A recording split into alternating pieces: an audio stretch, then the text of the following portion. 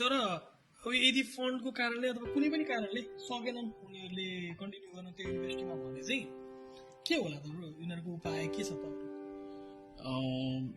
तिमीले अफोर्ड गर्न सकेनौ भने चाहिँ you can transfer to community college. त्यो चाहिँ 2 year डिग्री हुन्छ, तर फी चाहिँ तिम्रो रिजनेबल हुन्छ क्या त्यहाँ युनिभर्सिटीहरू 4 year डिग्री कलेजहरू भन्दा।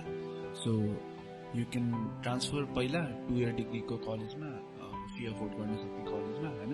अनि त्यसपछि तिमीले फेरि त्यो 2 year डिग्री लिएर पछि फेरि तिमी 4 year डिग्री कम्प्लिट गर्नु फेरि 4 year डिग्री युनिभर्सिटीमा नि आउनु मिल्यो होइन।